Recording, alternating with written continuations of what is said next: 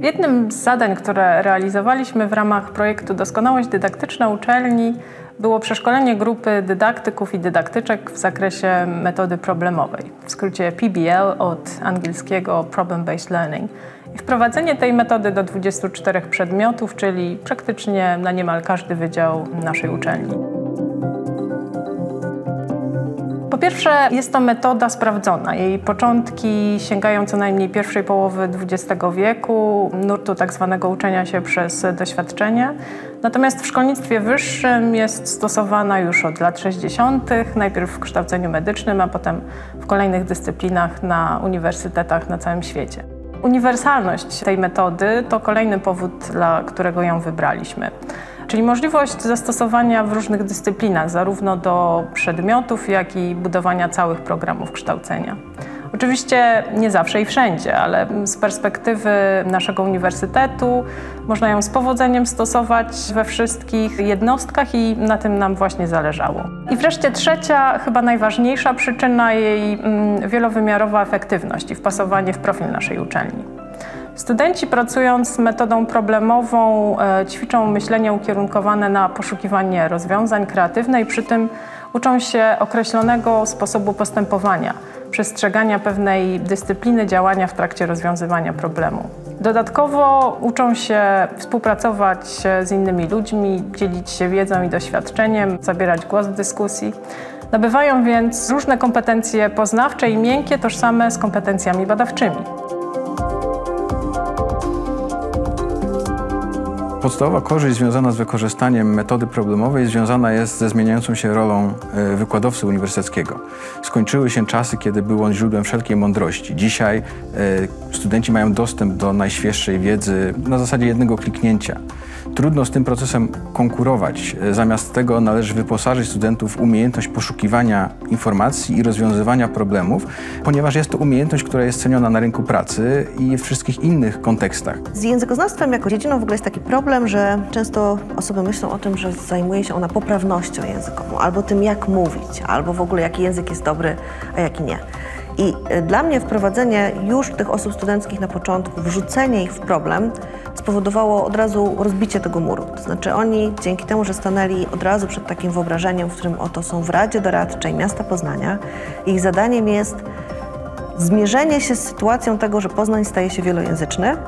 To spowodowało, że ich wyobrażenia o językoznawstwie zaczęły się od samego początku, od pierwszych zajęć, kształtować w zupełnie innym kierunku, niż mogło to mieć miejsce w przypadku poprzednich lat szkolnych i tego, czego byli uczeni. Czyli to mocne zanurzenie w rzeczywistości tu i teraz, w ich własnym mieście spowodowało, że też taki abstrakcyjny przedmiot stał się dla nich bardzo konkretny.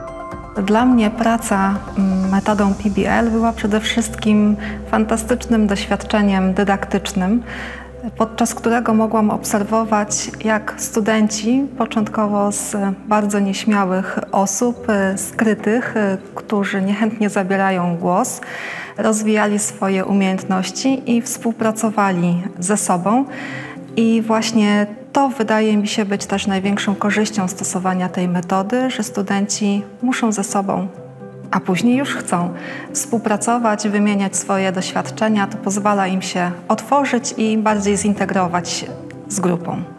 W swoich zajęciach postanowiłam wykorzystać prawdziwy konkurs ogłoszony przez Polską Agencję Kosmiczną na koncepcję i studium wykonalności misji kosmicznej do wybranego obiektu Układu Słonecznego. Na końcu semestru, aby dobrze oddać prawdziwe realia takich konkursów ogłaszanych przez Polską Agencję Kosmiczną albo też inne agencje rządowe, studenci musieli swoją koncepcję misji zaprezentować przed panelem ekspertów. Tym panelem ekspertów to było nasze seminarium Instytutu Obserwatorium Astronomiczne i tutaj muszę podziękować wszystkim pracownikom naukowym, bo bardzo aktywnie włączyli się w dyskusję nad tymi studenckimi koncepcjami misji i myślę, że udało nam się przygotować studentów do przyszłej pracy zawodowej, właśnie gdzie na pewno będą spotykać się z takimi sytuacjami, że muszą prezentować swoje pomysły, swoje koncepcje.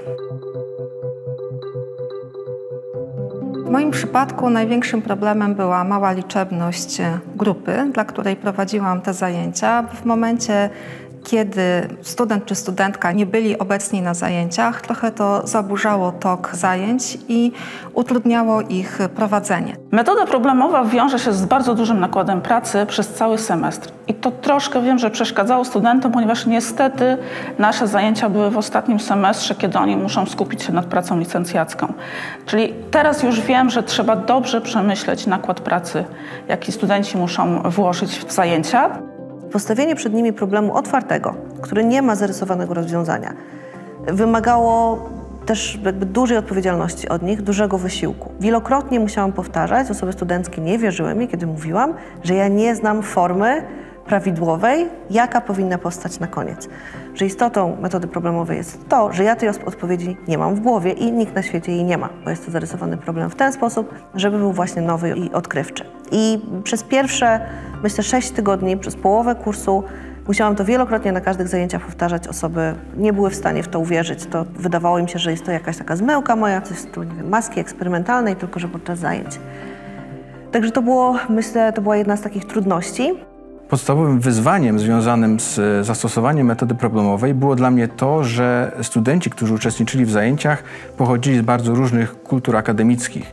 Są to osoby pochodzące z różnych państw świata, a zatem przyzwyczajone do różnych sposobów prowadzenia zajęć.